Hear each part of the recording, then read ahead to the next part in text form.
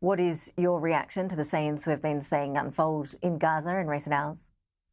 Thank you very much. I think the fact is that the ceasefire has collapsed more than 2 weeks ago. If you remember, the ceasefire was signed mid-January. It was effective for a month or so, during which Israel enabled humanitarian aid to go into Gaza, the end of hostilities, and from Hamas side, the release of some 40 Israeli hostages. But for the last 2 weeks, there has not been even one hostage release. Hamas refused the conditions of the release terms delivered by the American representatives. So Israel practically found itself in a situation when Hamas has been able to enjoy a ceasefire for a month and a half by now, without getting the benefits of releasing any hostages. And I think it became to a point that this is an unsustainable situation by Israel.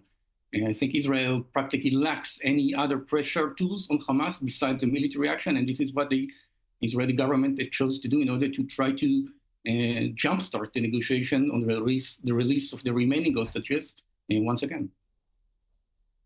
How would you characterise the US's role and position at the moment? The White House confirmed a bit earlier the Israeli government consulted with the White House ahead of these strikes.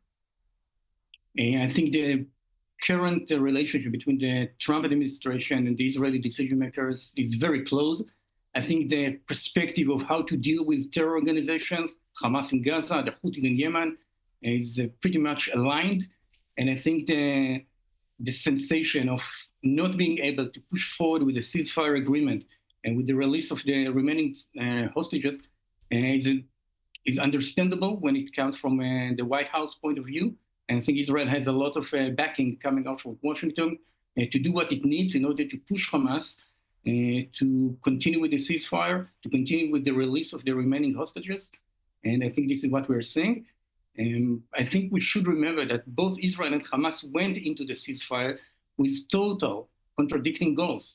Hamas is wishing to secure its regime in Gaza, and Israel is wishing to eliminate Hamas regime in Gaza while releasing the hostages. So it was kind of predictable that at a certain stage, the ceasefire will collapse. This is why, from the beginning, the ceasefire had two stages. Israel and Hamas were able to terminate or to finish the first phase, but once they tried to renegotiate the second phase, I think the very deep gaps in the perception of the ceasefire were very clear, and this is what brought us to the current point that there is, from the Israeli perspective, there is no other tool to push Hamas forward unless the use of military force. Dror, this all comes, of course, just after Donald Trump had warned Iran that it would face consequences of further attacks from Yemen's Houthi rebels, that you mentioned a little bit earlier in your answer. Is the broader region looking increasingly unstable?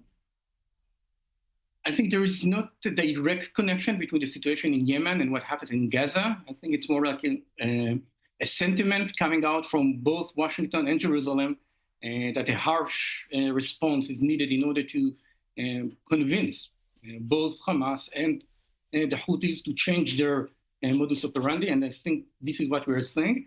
The question whether Washington or Israel will turn against Iran, again, which is the sponsor of both Hamas and the Houthis, is yet to be answered. I think it's a different ballgame. Military action against Iran is something that the region has never seen in a significant scale yet, and I'm not sure we are exactly at that point yet. It's a major decision. It needs to be calculated very carefully, both in Jerusalem and in Washington and in Tehran, of course. Dror Doron, really appreciate your analysis and reaction to that big breaking news story this afternoon. Thank you so much. Thank you very much.